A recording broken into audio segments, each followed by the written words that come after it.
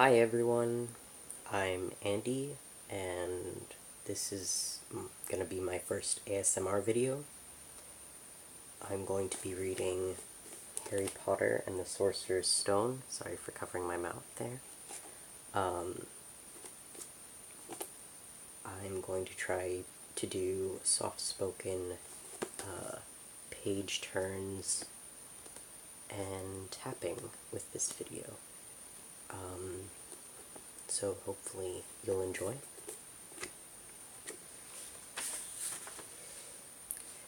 Harry Potter and the Sorcerer's Stone by J.K. Rowling. Illustrated by Mary Grand Prix. I can't read.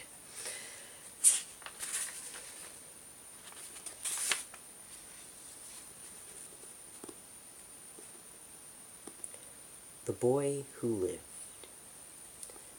Mr. and Mrs. Dursley of number 4 Privet Drive were proud to say they were perfectly normal. Thank you very much. They were the last people you'd expect to be involved in anything strange or mysterious, because they didn't hold with such nonsense. Mr. Dursley was the director of a firm called Grunnings. They made drills. He was a big, beefy man, with hardly any neck, although he did have a very large mustache. Mrs. Dursley, was thin and blonde and had nearly twice the usual amount of neck, which came in very useful as she spent much of her time craning over garden fences spying on the neighbors. The Dursleys had a small son called Dudley, and in their opinion, there was no finer boy anywhere. The Dursleys had everything they wanted, but they also had a secret, and it was their greatest fear that someone would discover it.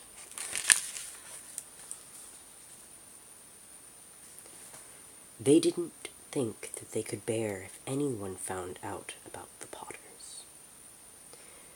Mrs. Potter was Mrs. Dursley's sister, but they hadn't met in several years.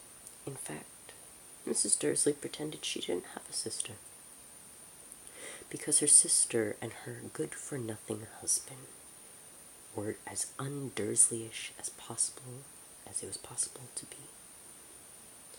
The Dursleys shuddered to think what the neighbors would say if the Potters arrived in the street. The Dursleys knew that the Potters had a small son too, but they had never even seen him.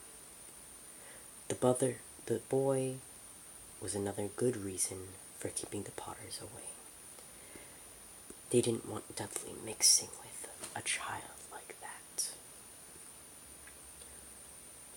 When Mr. and Mrs. Dursley woke up on a dull gray Tuesday, our story starts. There was nothing about the cloudy sky outside to suggest that strange, mysterious things would soon be happening all over the country. Mr. Dursley hummed as he picked out his most boring tie for work. And Mrs. Dursley gossiped away happily as she wrestled a screaming Dudley into his high chair. None of them noticed a large, tawny owl flutter past the window.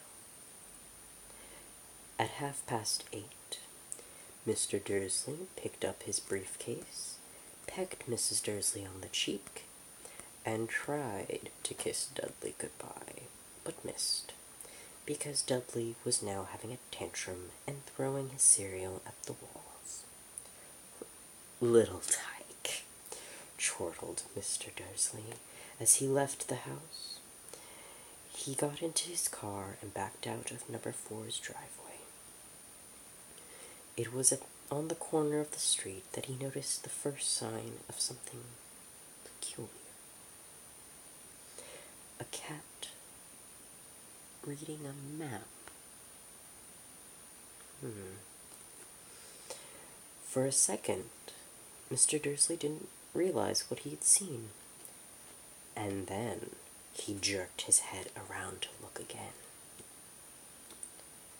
There was a tabby cat sitting on the corner of Privet Drive, but there wasn't a map in sight. What could he have been thinking? It must have been a trick of the light. Mr. Dursley blinked and stared at the cat. It stared back. As Mr. Dursley drove around the corner and up the road, he watched the cat in his mirror. It was now reading the sign that said Privet Drive. No, looking at the sign. Cats couldn't read maps or signs. Mr. Dursley gave himself a little shake and put the cat out of his mind. As he drove towards town, he thought of nothing except a large order of drills he was hoping to get that day. But on the edge of town, drills were driven out of his mind by something else. As he sat in the usual morning traffic jam, he couldn't help but notice. There seemed to be a lot of strangely dressed people about. People in cloaks. Mr. Dursley couldn't bear people who dressed in funny clothes. The get-ups you saw on young people. He supposed this was some stupid new fashion. He drummed his fingers on the steering wheel, and his eyes fell upon a huddle of these weirdos standing quite close by. They were whispering excitedly.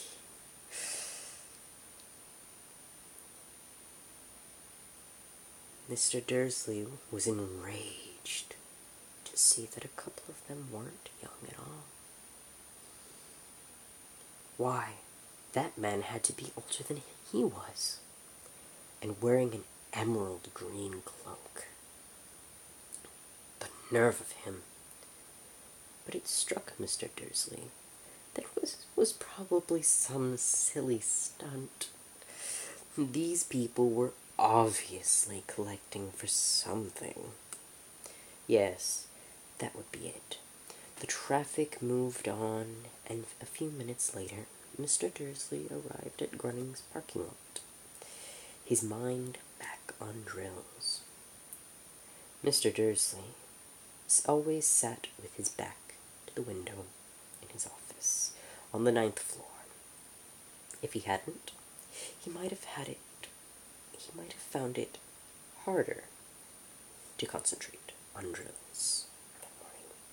He didn't see the owls swooping past in broad daylight, though people down in the street did. They pointed and gazed open-mouthed as the owl after owl sped overhead. Most of them had never seen an owl, even at night. Mr. Dursley, however, had a perfectly normal, owl-free morning. He yelled at 5 different people. He made several important telephone calls and shouted a bit more. He was in a very good mood until lunchtime, when he thought he'd stretch his legs and walk across the road to buy him a bun from the bakery. He'd forgotten all about the people in the cloaks until he passed a group of them next to the baker's. He eyed them angrily as he passed. He didn't know why, but they made him uneasy. This bunch were whispering excitedly too, and he couldn't see a single collecting tin. It was on his way back past them, clutching a large donut in a bag, that he had caught a few words of what they were saying. "The Potters. That's what I heard. Yes, their son, Harry." Mr. Dursley stopped dead. Fear flooded him. He looked back at the whisperers as if he wanted to say something to them, but thought better of it. He dashed back across the road, hurried up to his office, snapped at his secretary, not to disturb him, seized his telephone, and almost finished dialing his home number when he changed his mind. He put the receiver back down and stroked his mustache, thinking, no, he was being stupid. There were tons of Potters, and plenty of people probably had the son named Harry. Come to think of it, he wasn't even sure his nephew was called Harry. He'd never even seen the boy. It might have been Harvey or Harold. No point in worrying Mrs. Dursley. She always got so upset if any mention of her sister. He didn't blame her if he'd had a sister like that, but all the same, those people in cloaks. He found it a lot harder to concentrate on drills that afternoon. And when he left the building at 5 o'clock, he was so worried that he walked straight into someone just outside the door. "Sorry," he grunted, as the tiny old man stumbled and almost fell. It was a few seconds before Dursley realized that the man was wearing a violet cloak. He didn't seem all that upset at being almost knocked to the ground. On the contrary, his face split into a wide smile, and he said in a squeaky voice that made passersby stare, Don't be sorry, my dear sir, for nothing could upset me today. Rejoice, for you know who has gone at last. Even muggles like yourself should be celebrated with this happy, happy day." And the old man hugged Mr. Dursley around the middle and walked off. Mr. Dursley stood rooted on the spot. He had been hugged by a complete stranger. He also thought he had been called a muggle. Whatever that was. He was rattled. He hurried to his car and set off for home, hoping he was imagining things which he had never hoped for before, because he didn't approve of imaginations. As he pulled into the driveway of number 4, the first thing he saw, and it didn't improve his mood, was the tabby cat he had spotted that morning. It was sitting on his garden wall. He was sure it was the same one. It had the same markings around its eyes. "Shoo," said Mr. Dursley loudly. The cat didn't move. It gave him a stern look. Was this normal cat behavior? Mr. Dursley wondered. Trying to pull himself together, he let himself into the house. He was still determined not to mention anything to his wife. Mrs. Dursley had had a nice, normal day. She told him over dinner all about Mrs. Next Door's problems with her daughter and how Dudley had learned a new word. won't. Mr. Dursley tried to act normally. When Dudley had been put to bed, he went into the living room in time to catch the last report on evening news. And finally, bird watchers everywhere have reported the nation's owls have been behaving very unusually today. Although normally owls hunt at night and are hardly ever seen in daylight, there have been hundreds of sightings of these birds flying in every direction since sunrise. Experts are unable to explain why owls have suddenly changed their sleeping patterns. The newscaster allowed himself a grin. Most mysterious. And now over to Jim McGuffin with the weather. Going to be any more showers of owls tonight, Tim? Well, Ted, said the weatherman, I don't know about that. But that isn't it's not only the owls that have been acting oddly today. Viewers as far apart as Kent, Yorkshire, and Dundee have been phoning in to tell me that instead of the rain I promised yesterday, they've had a downpour of shooting stars. Perhaps people have been celebrating bonfire night early. It's not until next week, folks. But I can promise a wet night tonight. Mr. Dursley sat frozen in his armchair. Shooting stars all over Britain. Owls flying by daylight. Mysterious people in cloaks all over the place. And a whisper.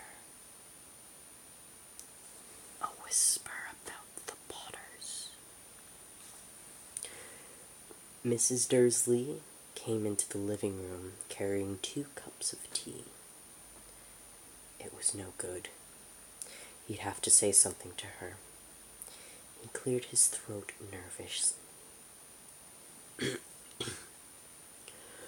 Petunia, dear, you haven't heard from your sister lately, have you?